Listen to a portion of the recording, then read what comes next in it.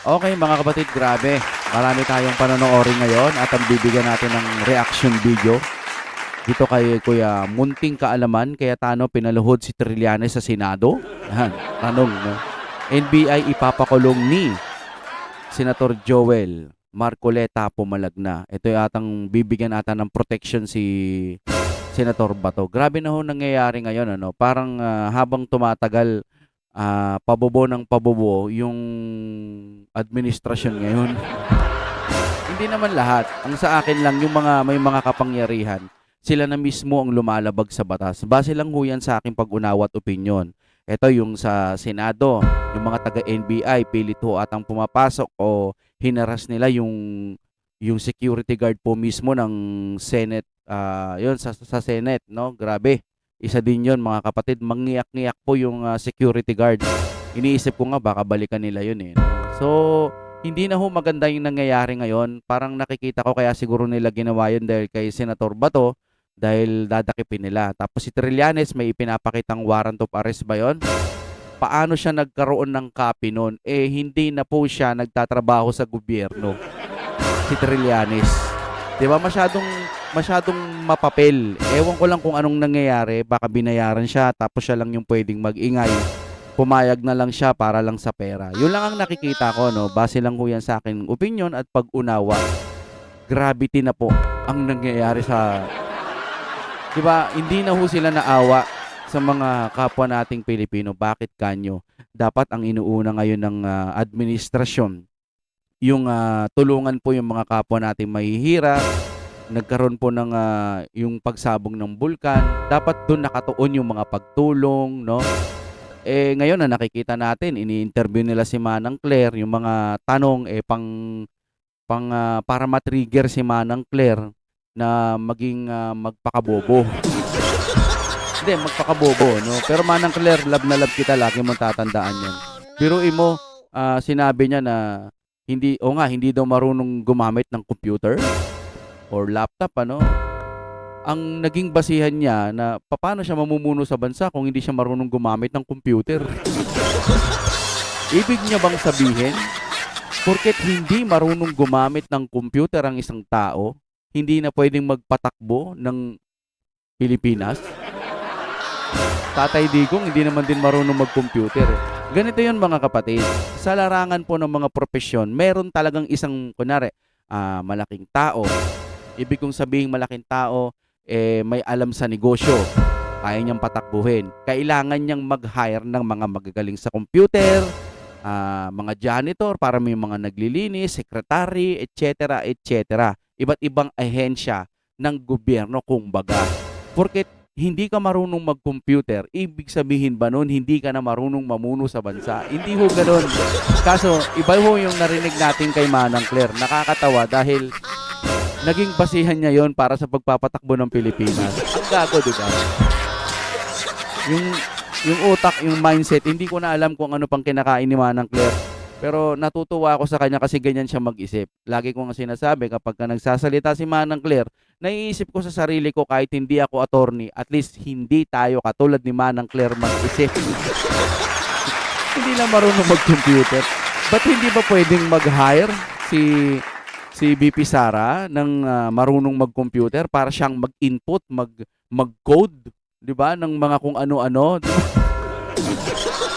Bobo talaga eh.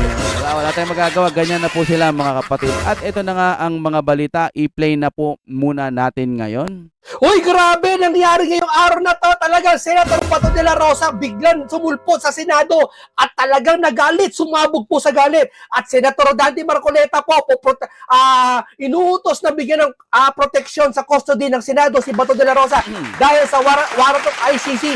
At ito na naman si Trililingho. Bigla po sumulpot sa Senado, nagpakita ng warrant of arrest. Ang kapal! Bakit? Nagpakita ng warrant of arrest. Siya man yun o ipinakita niya lang para 'di ba nakakakupal. Sino ka? Sino ka para magkaroon ng kopya niyan? Hindi ka na nagtatrabaho sa gobyerno. 'Di ba? Yun lang. Grabe, pakupal ng pakupal itong gobyerno. Pabobo ng pabobo. No, buti na lang, no? Wala na si School Bukol, 'di ba? Tanggal na. Munggo kasi, no? Ay, ano ka ba? At ito pa, pinababayaan yung si Trillanes na Mm. maghain ng warrant. Ano yun, naghahain ba siya? Pinapakita niya lang. Oo. Ano ba talaga? Tsaka yung ICC nga pala, ha, wala na tayong jurisdiction dito po sa Pilipinas. Wala na. Wala na as in walang-wala na. Pero bakit pinipilit pa rin nila na magkaroon ng jurisdiction dito? Ano bang problema ng mga hayop na yan? Alam mo, diversion na naman. Kasi kung sakaling nagtagumpay sila nung time na kinuha na si Senator Bato, yun na ho ang magiging topic. Wala na yung flood control. Maaalala na lang ulit natin yun kapag tag-ulan. Gano'n ang nakikita ko. Tuloy-tuloy na ho natin. Grabe, napakagaling din nito mag-reaction. Munting kaalaman, sana po'y mapang-anyayahan nyo po ako. Nagubulol na, no? Kasi humina din yung ating algorithm. Ewan ko kung anong nangyari. Araw-araw naman tayo nag-upload. Sana po'y mapaunlakan nyo po ako. Okay, here we go. Yung NBI, nagtataka sila Bato, huli si Senator Bato. Bakit hinarang? May video pa na talagang nasugatan pa si Senator Bato de la Rosa. Ang dami po nangyari ngayon. Ito po, isa-isa na po sa wakas. Si Senator Dante Marcoleta at si Cayetano babalik na. Di ba sabi ko sa inyo na ito na po matunog. Hindi lang maingay lahat kami. Bakit? Kasi matutunugan eh. Ngayon, ito na po sa wakas. Senate President na po si Cayetano. Ngayon, one bull at PNP, malalaman na kung totoo at malalaman na ang katotohanan sa mabilisang pag-iimbestiga dito sa Blue Ribbon at sa mga flood control. Nako, grabe. Grabe, napakaganda. Napakabait ng Diyos, ano. Sana lang magtuloy-tuloy ito at hindi opera ng mga mali-maleta or hindi magpa-oper ng maleta itong si Peter Cayetano kasi nga po nagbabanggit niya ng mga Bible verse. So mukhang hindi mo rin to basta-basta masusuhulan, no? May gulong-gulo na po ang nangyayari ngayon. At eto nga, nagkakagulo po sa labas ng NBI, sa labas ng Senado ngayon. Ando doon daw yung mga NBI, mga dibaril pa para may huhuli na heinous crime. Heinous crime para may huhuli na napakatinding kriminal. Di ba? Bakit kayo naging sunod-sunuran sa ICC? Sino ba yung ICC sa atin? Ha? Yung China ayaw na ayaw nyo. Pero yung ICC sa ibang lahi, ayaw namin sa mga dayuhan China. Pero sa dayuhang ICC, payag kayo. Di ba?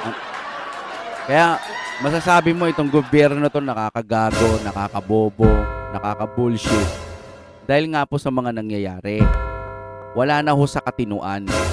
Ngayon, kung magko-comment ka at sasabihin mo BBM ka pa rin, napakapakyo mo na. Mamin, hirap na po ang bansa natin. Tapos, imbis na yung mga nakikita natin sa mga balita, tinulungan yung ganito, tinulungan yung ganyan, tinulungan, umaasenso na ang bansa. Wala tayong ibang nakikita, kundi pabagsakin ang kampo ni BP Sara. Madalas ganyan. Kasi ganyan kay Duterte, grabe po. Kadesperaduhan na po ang ginagawa nila, mga kababayan. Desperado na po sila ngayon. Biruin mo, ICC, asa ng presidente, ba't nangingialam? Mr. President, ba't di ho kayo nangingialam sa issue ngayon? Mr. President, mangingialam? Si Tulfo nga, hindi nangingialam. Pansin niyo yung Tulfo? Wala, di ba? Ang kaya lang ni Tulfo, sabi nga ni Ma'am Guanzon, nakita ko rin dito, may post siya, no?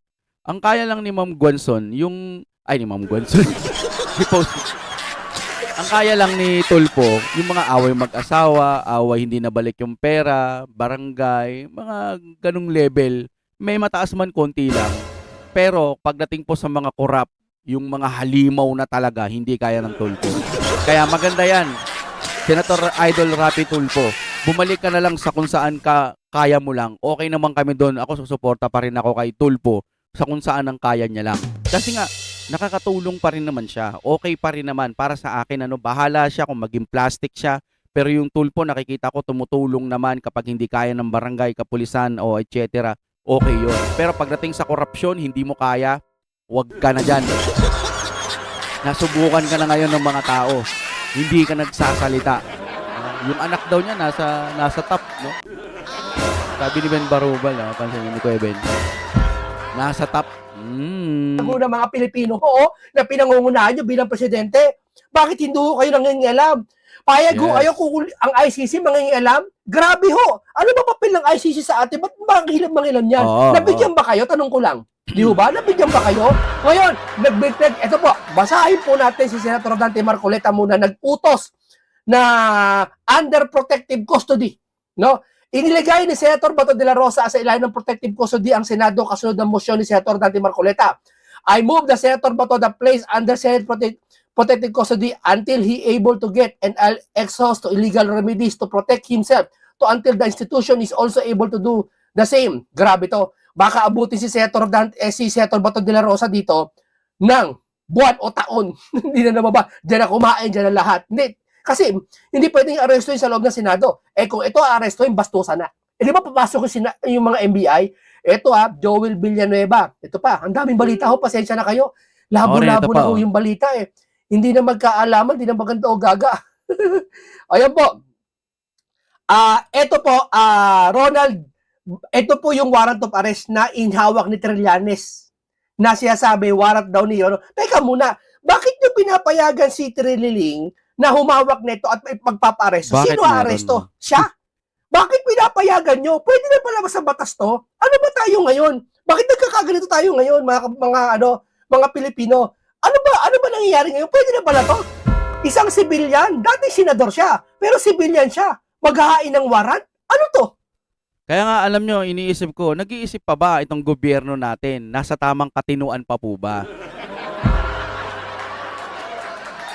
Hindi man siya ang nagpa-aresto, pero bakit siya may hawak? Halimbawa lang, no, bakit siya may hawak ng warrant of arrest? Bakit siya masyadong paepal? Gayong wala na nga siyang jurisdiction. Siyang mag-isa. Ibig ko sabihin, wala na siya. Ordinaryong mamamayan na siya kasi kahit sa Caloocan, sinuka na siya. Wala. Di ba? Ngayon, isang ordinaryong mamamayan, nagpakita ng warrant of arrest. Tama po ba? Base sa pagkakaunawa ko. May warrant of arrest para sa isang senador. Isa kang civilian, may hawak ka niyan. Sino bang nagpa-warrant of arrest yan? Bakit may kopya ka? Di ba? Hindi ba naisip ng gobyerno ngayon niya na, ay wag na, baka mahapitikan tayo. Ay hindi pwede kasi labag sa batas yan, wag natin gawin yung plano na yan. Hindi ba nila naiisip yon? O sadyang tanga lang talaga yung mga nagpaplano ng ganyan? Nakikita nyo talaga itong gobyerno na to, kailangan bumaba na lang si BBM para matapos na ang lahat. Kasi gulo-gulo na. Alam mo yung away politika na yan, may manalo matalo. Alam natin kailangan manalo yung mga talagang lumalaban ng patas. Yung mga naglilingkod talaga sa bayan.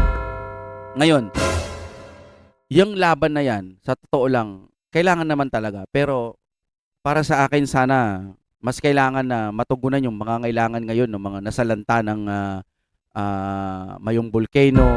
Marami pa po tayong mga mahihirap na mga kababayan. Di ba? Siguro, kailangan natin pagdaanan to. Kasi kailangan talagang mamuno yung mga totoong tao.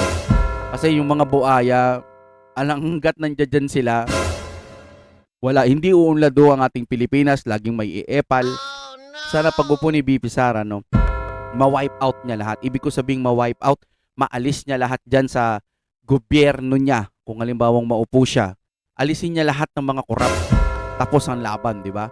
Kumbaga, puro mabubuti lang yung mga nakaupo. Linisin niya lahat yan. Diyan muna. Kung yung tatay niya, ang gusto niyang linisin yung war on drugs, pwede naman ituloy ni BP Sara yun ngayon. Pero mas the best kung unahin niyang alisin yung mga kurakot dyan sa gobyerno. Kasi mga paepal yan. Walang ibang ginawa yan kundi magsalita ng magsalita laban kay BP Sara. Matatapos na lang yung termino nila, si BP Sara pa rin ang topic nila. Diba? Sino? Bakit ganito? Pinapayagan ng NBI to? Di ho ba? Oh, ngayon, ito po, buti yan dito si Senator Dante Marcoleta po. Inuutos ng protective custody sa Senado. Grabe po nangyari ngayon. Talaga matindi po talagang labanan ngayon po. Ito po, bago sila paalisin, identify muna natin yung mga naghaharang sa akin. File na natin ang kaso dahil para tayong nagkengkoy dito, in-assault na tayo sa ating opisina tapos walang mangyayari. Grabe ginagawa kay Senator Bato de la Rosa. Di ba? Wala.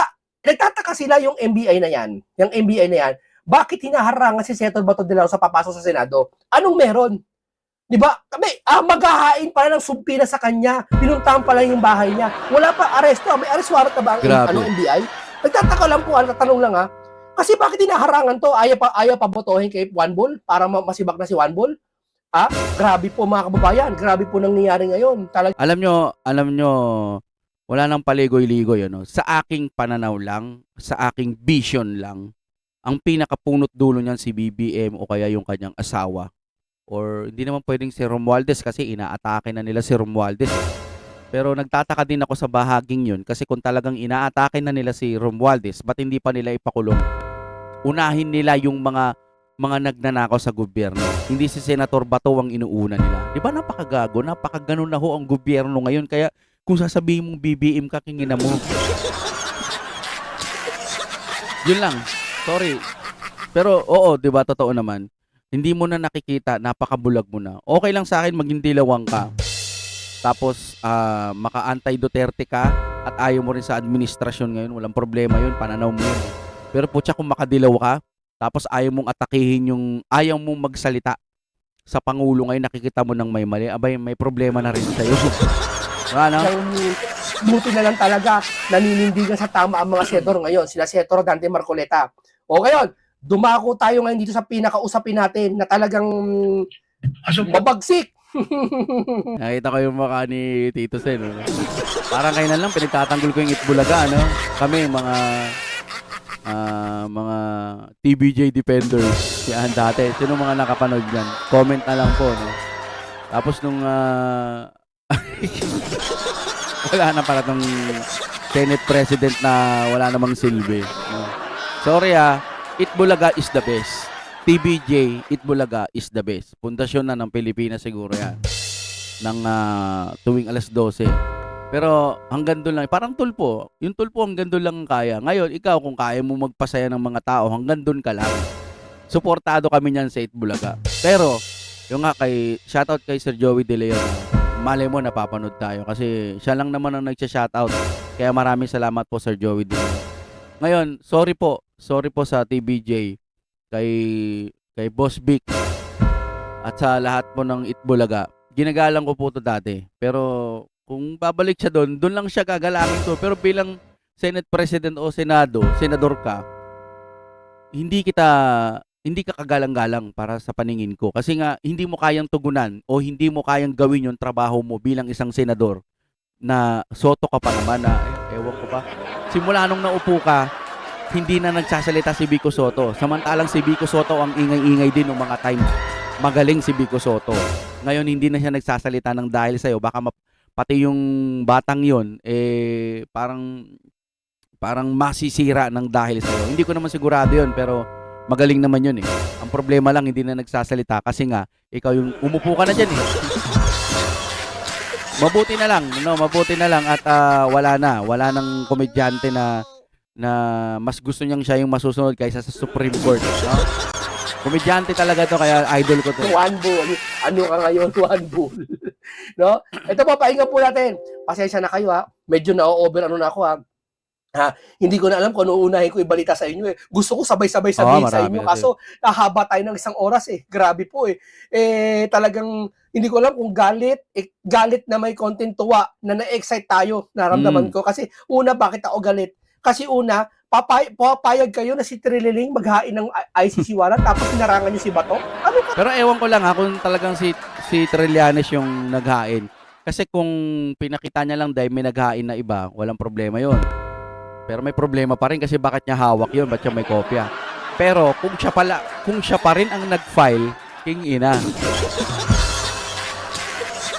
Ito na ang gobyerno talaga natin ngayon. Bangag na. Kasi di ba to?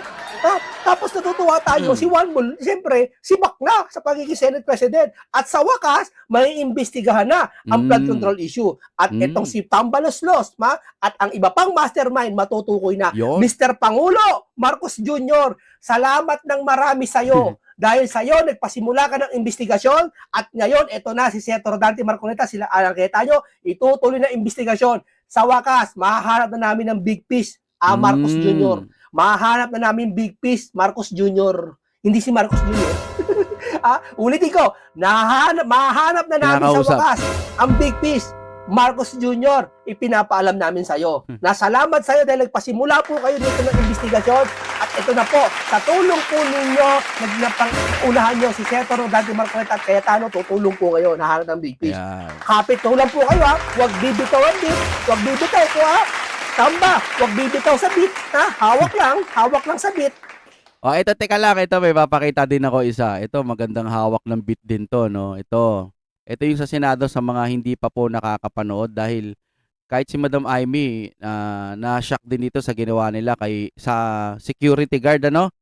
I-play muna natin ito. Ayan, here we go. Security ng Senate, kasi may sariling pulis ang Senate, binugbog at sinaktan ang security ng Senate. Talagang hindi na angkop itong nangyayari. Kawawa naman yung security namin. Ay, naku.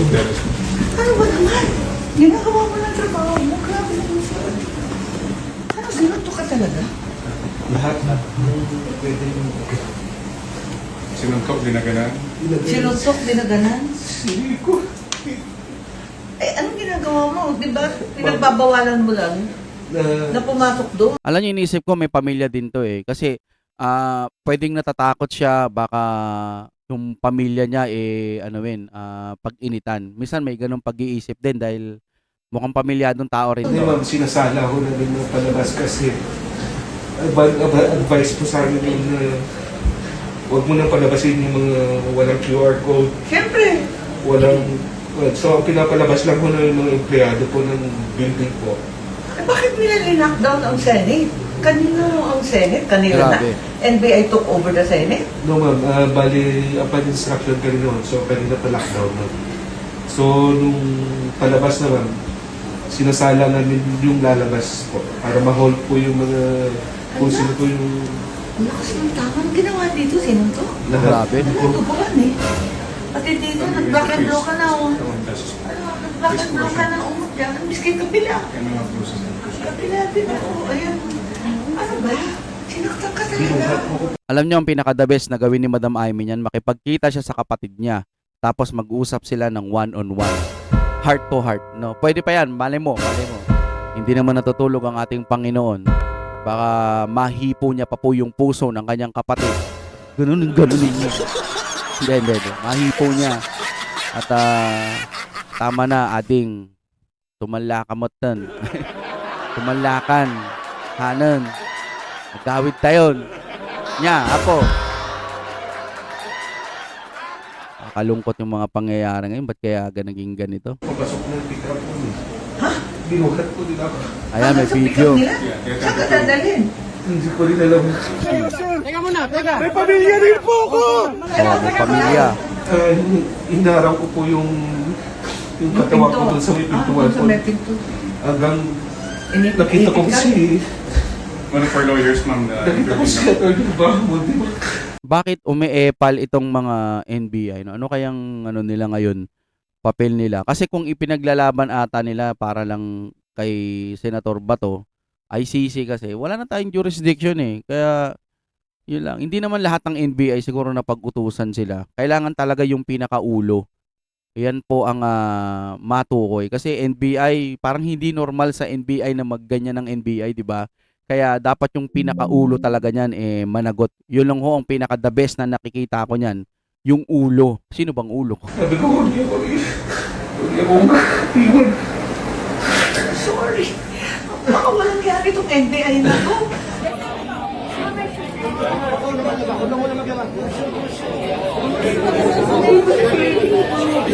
Grabe. just to go Also, next. you're taking down this testimony. Sorry, I Yes, got ma'am. confused. Yeah, so, ikaw pa rin yung form. So, ready naman ma'am yung convoy namin. Just Pinupuno ng CCTV yung kung saan po Hindi, pero maliban doon, yung sakit mo, yung tama sa'yo, hindi naman tama yun na nakakaligtas sila ng commotion na po doon sa lobby ma'am. Tinulak ako pabalibag po doon sa may roll after. Then, after nun ma'am, pilit nilang binabali yung respawn kaya ang daming Yeah, kaya po, ganos ka dyan eh. pilit nilang tinitwist ma'am para maprosasan po. Pero, gumanon po ako pati yung glasses nung natanggal ko. So, buti na lang po nakahawak ako dun sa railings po nung tatay ko sa may roll-up. Door ko ng backup. Nung hindi ko, nawalan na po ako ng balance po. Pumalo na po ako dun sa may hagdanan ng roll-up door po. Sinakay ka sa, may sakay ka sa road. Sinakay, as in, isakay po nila ako sa sasakyan. Pinipit lang doon yung katawan niya sa pinto So, eh. ito po yung pintuan nung nakaganon na po yung kamay yung paa ko sa swimming na may isa. Buti na lang nakatakas po ako kasi iba na mo man magsalita yung driver ko eh. Nilumura na ako tapos lahat ng pwede niyang gawin sa akin, pwede niyang gawin sa loob eh. Buti na lang yung passenger. Hindi, ay ba talaga yan? Ang kapal yan. Medyo kalma. Pero nakaalis daw.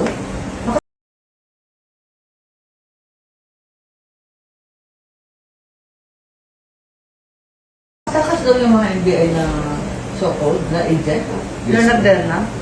Pero ma-identify. Yung call po. Basta na-identify ko lang po Takbuhan daw eh. mahabang buhok na nakasalamin po. Agent na mahabang buhok. So ang nakikita ko si Senator Bato ang kanilang pakay. Sa tingin ko lang ano ko lang to, opinion ko at vision ko lang to na kaya siguro nagkaganyan kasi nagulat nga sila dahil pumasok si Senator Bato no. Ako naiintindihan ko kung bakit ayaw pumasok ng Senator Bato dahil nga sa nangyayaring ganyan. So ito na napatunayan na nung pumasok siya andyan yung mga NBI at si Senator Bato din, di ba? May hindi rin maganda yung nangyari sa kanya. Mga kapatid, gumising na ho tayo no. Salamat sa mga viewers ko na nakakaintindi at nakakaunawa. Hindi ho tayo nagbablog para lang ho sa pera-pera. Nandun na yon, may sweldo pero maliit lang. Hindi nga nakakabuhay ng pamilya yung sweldo ko ngayon. Maliit lang ho talaga. Ngayon, kaya pa rin ako nagpapatuloy mga kapatid. Damdamin ko na to dahil simula ho nung nag-reaction video ako kay Ben Barubal, no? Parang pakiramdam ko nagiging makabayan na ako eh. Maraming ang maka-unit team. Akala natin okay na yung unit team pero hindi pala. Kaya kumalas din yung iba. Kami, ayaw na namin ng ganitong administrasyon nakakasuka na. Hindi sa ayaw namin hindi ayaw talaga no. Kasi hindi malang kayang ipagtanggol ni BBM itong si BP Sara. Napakahinang presidente. Ngayon, tanggalin mo yung galit sa puso mo kung BBM ka pa rin. Tanungin mo sarili mo, tama pa ba yung sinusuportahan mo? Wala na eh. Pangit na eh. Pero mo, dito lang sa pinapakita kong screen sa inyo ngayon. Kay Marcoleta, okay na, di ba? Malapit nang makuha kung sino yung pinaka-mastermind. Tapos biglang nag-transition, nagpalit ng Senate President, naging si Tito Sen. At saka yung blue ribbon, si Macho. Si Period, di ba? Dati Pinky, ngayon si Period na. Tsaka si Macho, lalaki ako. Lalaking tao, magsasalita Macho. Lalaki ako. Period. Che. Di ba? Nagpalit, nag-transition, tapos tumagal lalo ng tumagal. Sabi may makukulong na gago rin na presidente. Wala naman pala talaga si Bong Revilla lang. Tapos inuuna yung mga kritiko kaysa dun sa mga promotor. Alam mo kasi kung talagang desidido ang ating Pangulo, talagang nakulong na dapat. Tapos ako pasalamat pa rin na nabubuhay pa rin si Manang Claire dahil napaka-talinong spokesperson yan sa buong bansa, sa buong mundo, sa buong universe. Si Manang Claire lang talaga. Yung sinasabi niya, kita nyo, hindi man lang marunong gumamit ng computer. Paano siya hawak bilang isang pangulo eh? Parang gano'n. Gagong. Porket di marunong mag-computer, hindi na marunong umawak, hindi na marunong maging presidente. Ganun ba yun? Pero ang pagkakaintindi ko kay BP Sara sa ganyan, marunong humawak ng computer. Pero yung talagang kakalikutin mo yung computer, hindi. Pwede kang mag-hire o ito, i-encode mo ito. Ganon. Hindi yung, ang dami namang hindi marunong sa computer pero successful. Ewan ko ba kung paano mag-isip ng mga Mongolit na bobo talaga eh. Wala, ganun daw talaga mga kapatid. Pilipinas natin ito ngayon. Tiis-tiis lang. Sabi nga, kailangan natin magising sa katotohanan. Sayang si Madam Amy, no? Kasi talagang okay naman pala talaga siya. Kung may tatakbuhin pa to, sige, wag natin tanggalin sa Senado dahil mukhang subok naman eh. Kasi ayaw na rin talaga niya sa kapatid niya na maging presidente, pinabababa niya nga.